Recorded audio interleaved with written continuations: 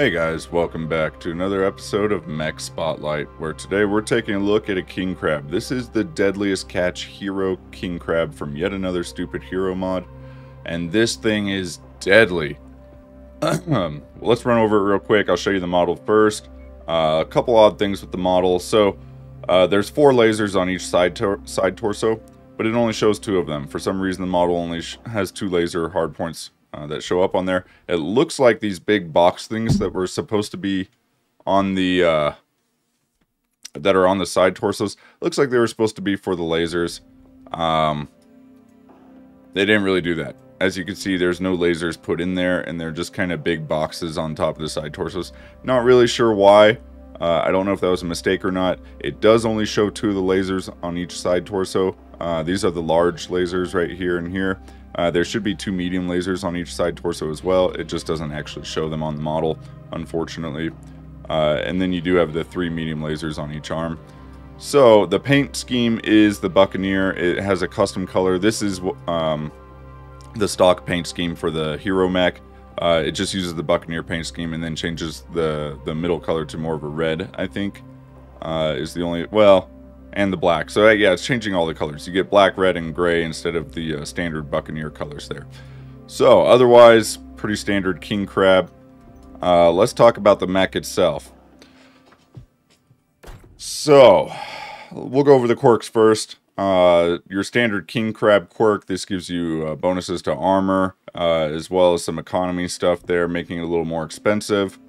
And then you also get bonuses for your arm weapons. So this is arms spread radius, arms heat generation, arms range. Pretty good bonuses there though. Then you get your AC-20 platform quirk. We don't have any ballistic hardpoints on this build, so there are no AC-20s. Nothing to worry about there. Command mech, you get sensor bonuses there. Reinforced cockpit, a little bit more armor and structure on the head. And then you get to your Deadliest catch quirk. Deadliest catch. This thing is obviously laser based, so you can expect that here. You're getting some mobility bonuses as well though, like top speed, torso twist, turn speed, acceleration, and deceleration. Those are really nice to have on a king crab because it's a slow mech anyways. So any bonuses you can get to mobility are a pretty big help. Then your laser bonuses. You get laser cooldown modifier of 20%, that's big. Laser heat generation of minus 20%, also a big bonus. Laser damage modifier, plus 10%, that's really nice to have. And then you get plus 10% on your optimal range and max range, which is really nice to have as well. So a bunch of really good bonuses there for lasers. Then you get your king crab hero armor quirk as well. This is just giving you bonus armor. Not any bonus structure on this one, but that's okay. I think the armor is thick enough. So loadout. What do we got for weapons here? Well, you can see that we have 14 energy hardpoints. So this is going to be your quintessential laser boat.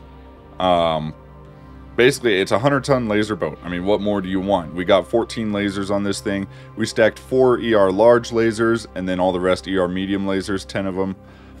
This mech does come standard with all inner sphere tech. It's obviously not a clan mech, but since I'm optimizing it here with all the latest advanced technology, we're going with clan tech for the lasers.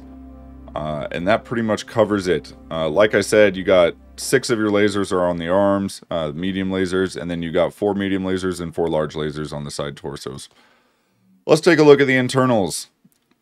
This thing, with all the lasers, obviously you're going to be a little worried about heat. So I threw the Exchanger Mark II in there to give us some help with the heat. We also went with sniper sensors and modular FCS. With the modular FCS, I went ahead and went with the energy battle computer, heat battle computer, piloting battle computer, and a range battle computer. All 4 of these combined, you're getting a lot more bonuses than you do with the advanced energy FCS. You can see, let's pull that up in here real quick. So the advanced energy FCS, you're basically just getting energy pilot skill modifier plus 1. I'm not sure what an energy pilot skill modifier is, but oh, okay, so it's adding plus 1 to the energy skill on your pilot. That's what it means. So yeah, that's nice to have. Then laser cooldown modifier minus another 5% on top of what we already had from before with the king crab quirk. or not king, the Deadliest catch quirk on the king crab. Then you also get in your laser heat generation -5% and beam duration 10%. So those are nice bonuses there. But by switching out the advanced energy FCS for these things, you're actually getting a lot of other stuff here. So we got laser cooldown modifier, laser heat generation, laser range, and laser beam duration, all just on the energy battle computer. Then you got your heat battle computer. Obviously, this is helping with your heat, so you get -7% on weapon heat there. And then your piloting battle computer. This is going to give you bonuses to your mobility, obviously, and your piloting skill. What is it? Torso twist, turn speed, and deceleration. And then the range modifier, or battle computer, is going to give you weapon minimum range modifier, which we don't care about because we don't have minimum range on our weapons. But you do have optimal range and max range. Some nice bonuses to that as well. Following up on that, we have our heat retrofit support. Again, I was focused on the heat. I think the heat is actually pretty good. I'll talk more about that in a second. You could probably switch this out for something else if you wanted to. Go with the evasion or shielding. And then Slick Sweet I added in there for evasion, obviously. Let's see. Moving on down, we got laser AMS for a little bit more defensive ability there against missiles. And you don't have to worry about the ammo with the laser. Okay, we've got ferrocarbide armor. So this thing bumps up the durability on this mech by a pretty significant amount. You get armor modifier of plus 10.7%. It is going to cost you more to repair. That's okay. Weapon damage, excuse me. Weapon damage to armor is -15%. So not only do you get more armor, that armor is more effective because you're getting a negative to weapon damage, incoming weapon damage on your armor. Really nice. Re-engineered laser damage to armor, though, however, is plus 15%. Fortunately, I rarely, if ever, I don't know if I've ever seen mechs that are actually using re-engineered lasers that I'm fighting against. So I'm not usually too worried about that. If it does happen, it's rare. Structure, we went with clan endo structure just to gain some weight savings there. So for the heat sink kits, the kit and the heat sinks, I decided to go with prototype heat sinks. I tried loading this thing out with just clan double heat sinks and a royal double heat sink kit first, as I usually do with mechs. That's kind of my starting point. The cooling was still pretty bad though. I tested it out the best that I could get it that way, and it was still overheating quite a bit. So I decided to switch to prototype heatsink kits, or heat sinks and a heatsink kit. Now with this, you do run the possibility, the risk of damaging your internals if you do overheat. But because prototype heat sinks are so much smaller, they only take up 1 crit slot. I was able to fit a lot more of them on here. Well, actually, not really. It's about the same number of double heat sinks that I had on the previous build. But because they're smaller, I was able to free up a lot more room for things like the battle computers and some other internals like ECM and probe and whatnot. So that was definitely a big bonus. Not to mention the prototype heat sinks. With every prototype heat sink, you get -2% on your weapon heat generation. So we got a bunch of those. What is that? 1, 2, 3, 4, 5, 6, 7, and 8. So we got 8 of them. That's -16% weapon heat generation. Then you add to that your prototype heatsink kit. This is giving you another -20% on weapon heat gen. So we're up to a -36% on weapon heat generation just from our heat sinks and heatsink kit alone. That ended up getting the heat per second way down, where our cooling, even though our cooling is a lot less than it would be with double heat sinks, with that much reduction on your weapon heat, it's fully manageable and actually works much better. So we're gonna go with the prototype heat sinks. Obviously with these, you just want to make sure that you're not overheating to that point where it's going to activate and start doing damage internally. Let's see, in the Groundwar mission, I did somewhat purposely, I mean, I was trying to push it to see how far it would go before overheating. And so I did overheat it once just to see. It didn't do a ton of internal damage. It just turned my CT yellow a little bit for the structure, but didn't really destroy anything, which is nice. I've had bad experiences with these in the past. If any of you know my playstyle, I run hot builds. I don't like to overload on cooling because I feel like it wastes a little bit too much space, and I can instead manage my heat by how often I'm firing and still get lots of damage output when I need it. So I was a little concerned about using the prototypes, but it worked out great. The reason I went with the prototypes instead of like a radical or radical prototype is because the prototype heatsink kit has an activation. How can I explain this? So it activates above 90%. That's where it's going to turn on the additional cooling or something like that, I think, right? Or whatever. Reduces the weapon heat, a cost of fail chance at high heat. Anyways, you get above 90%, that's when you're going to start seeing failure chance, and then that failure chance will deactivate when you get below 65% heat again. Failure chance per second is 0.3%, heat damage is 0.5, and damage on failure is a 6. Now that, I chose that over radicals and radical double prototype, whatever. I chose this one because, as you can see, it activates when above 90, deactivates below 65. If you go to the radical, it's going to activate sooner. It activates at 85%, so it's only a 5% difference. But then the deactivate is 40%. That's a lot lower. That means you're going to be spending a lot more time with it activated, and that's a lot more time where you could be taking damage internally. The failure chance, the heat damage and damage on failure, those are the same though. Well, actually, the heat damage on failure went up by 0.1, right? Yep, from 0.5 to 0.6. So in my estimation, the thing with the radical is it does give you extra heat dissipation when it's activated. So it does reduce your heat faster when you get up that high. But I wanted to have the high threshold, not the extra cooling. I felt like our cooling was pretty good, but I didn't want that failure chance happening very often, so I preferred the higher activation threshold. The radical double heatsink kit, so you got radical compact, radical double. They're basically the same thing, right? Just one is compact, one is doubles. And then you got radical prototype double heatsink kit. This one is a little interesting. So you get, it removes all your engine heat sinks, which I didn't really want. Activates above 80%, so you're losing another 5% on the activation threshold. And it deactivates when heat is below 30%. So you have to go even lower before it deactivates. Failure chance per second goes to a 0.4, so that's even higher than the 0.3 you have on the others. And then, on top of that, your heat damage is higher. You get 1.0, and your damage on failure is higher at 8.0. So these are pretty big differences. Your heat dissipation when active is a 1.5. That's similar to the radical at a 1.2, so it's slightly better there. And you're still getting the minus 20%. So arguably the radical prototype double heatsink kit might be better here. I just wanted to keep the higher threshold, and I found that that worked really well with my testing. So that's what we went with as far as heat sinks. I hope that kind of explains it all. I did try it with regular double heat sinks. This is a much better build with the prototypes.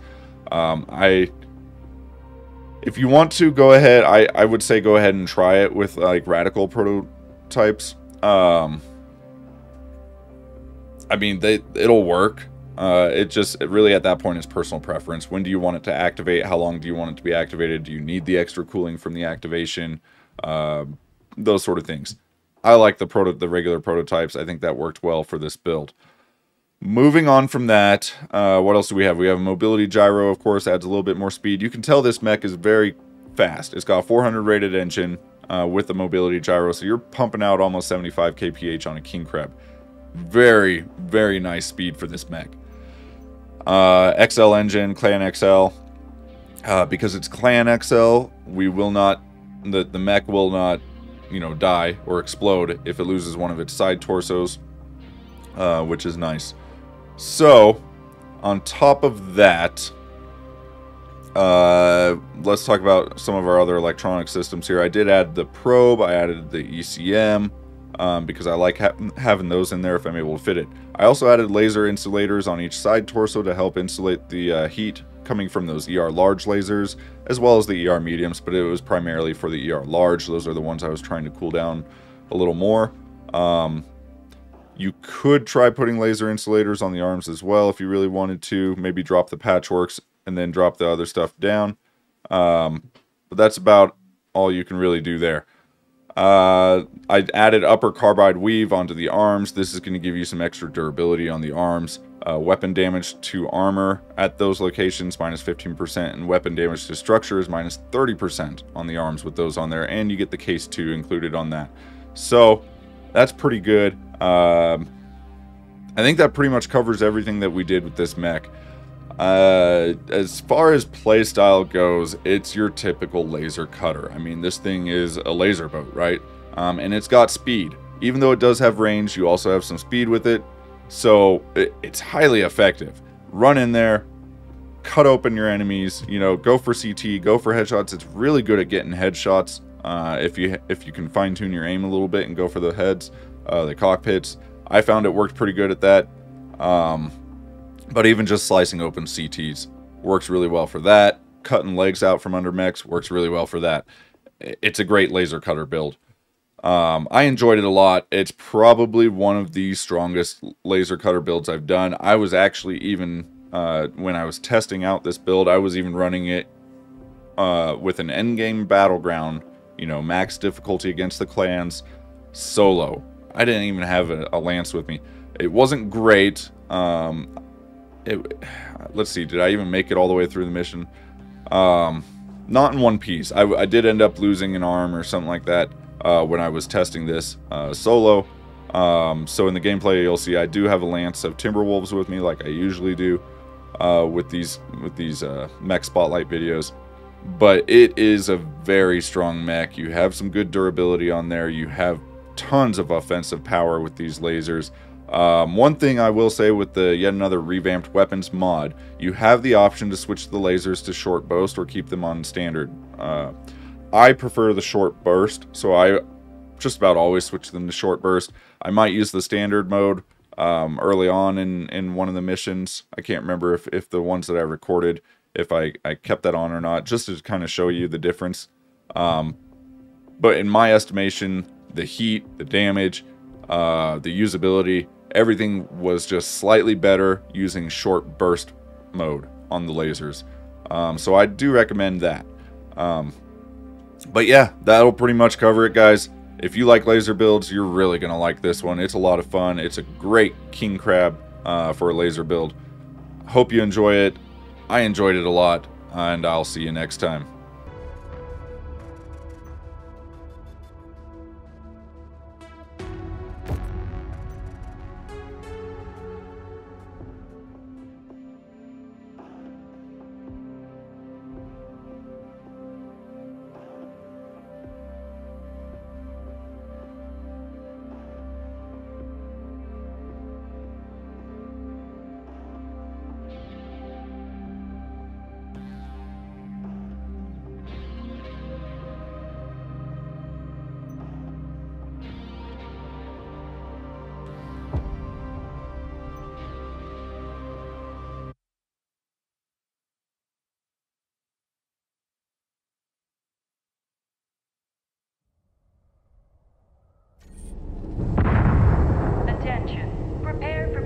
Departure. Warning. Hangar doors opening. Stand clear. Reactor online. Sensors online. Weapons online. All systems nominal. Base, this is 039er. I am under attack. I need help. Roger that. Stay cool, 039er. Units are en route.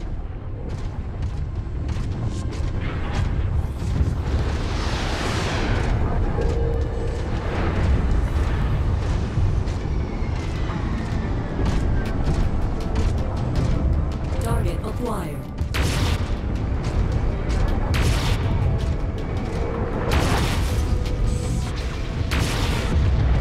Target destroyed.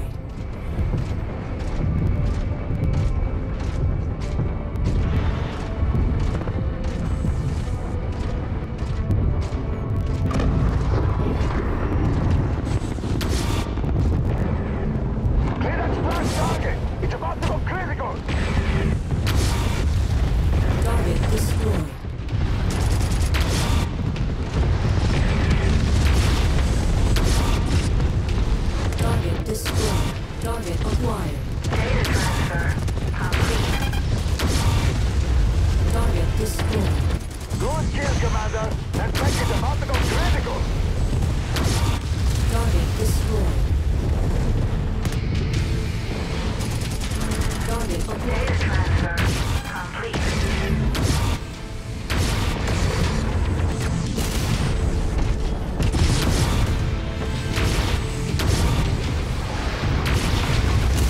Target destroyed. Reactor failure detected. Look out! Weapons on main target! Target destroyed.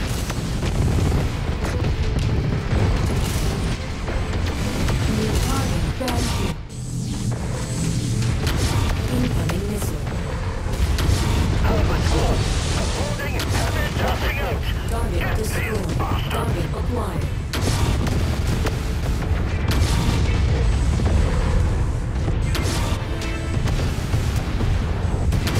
Amazing, Commander. Nice kill. It's even going critical. New target battlemaster. Incoming missile. Target destroyed. Target acquired. Wait for Mech. Heading back to base. Destroyed. Objective is left to battle. Target destroyed. Holy cow, nice headshot.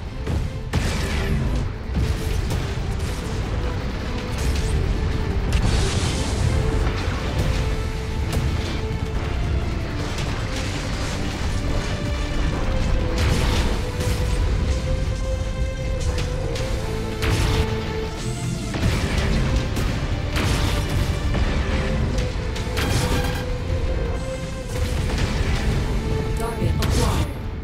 Engaging with Lance. Target destroyed. Focusing our fire on target.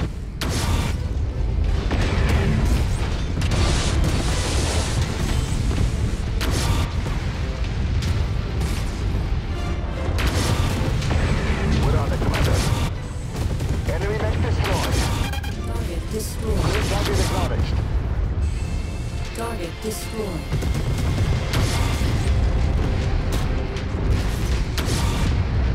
Target destroyed.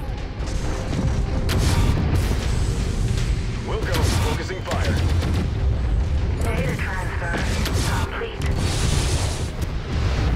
Target destroyed. Tango destroyed. Crushing. Wow, awesome shot.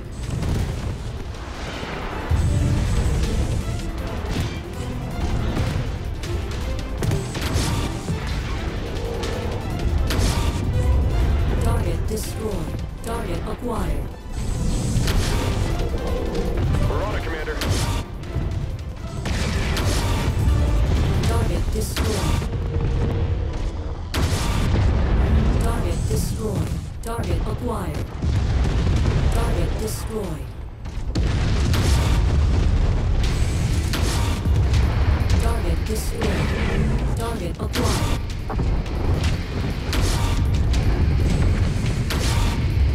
Target destroyed.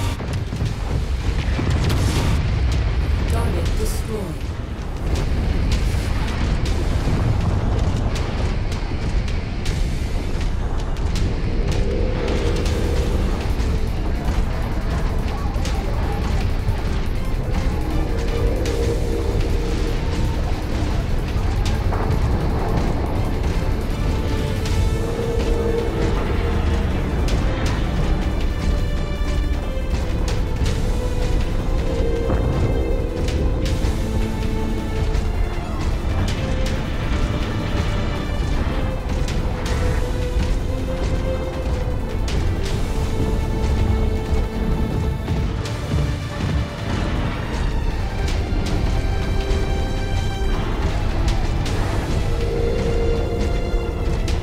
New target annihilator. Target acquired.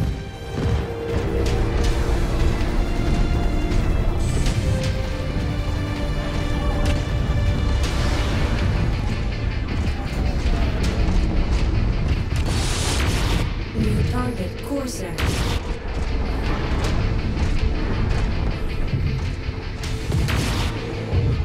Target acquired.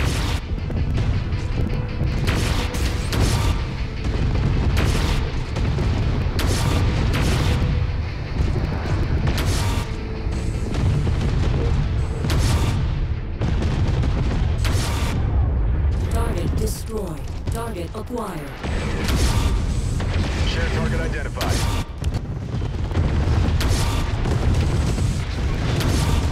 Target destroyed. Coordinating our attack.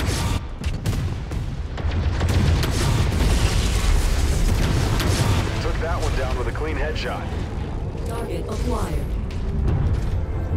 Target to the sea! Engaging!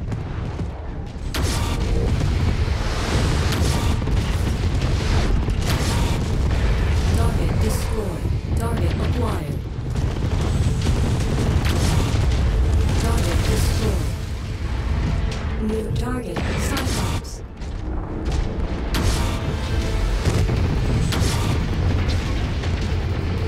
Target destroyed.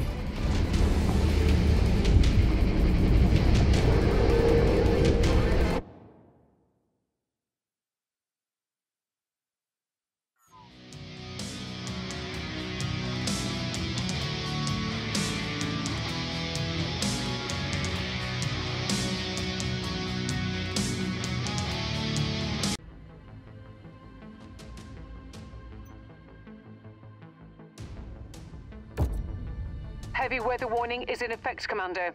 Your visibility and sensor readings will be compromised out there.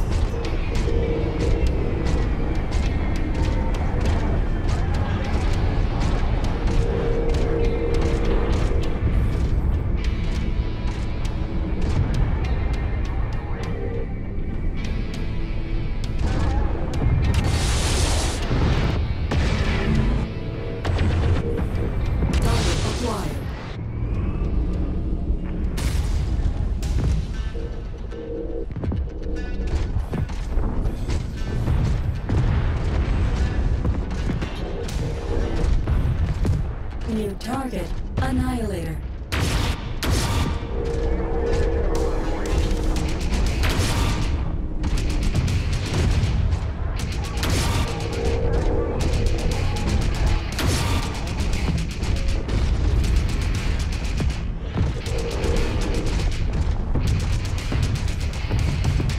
Target acquired.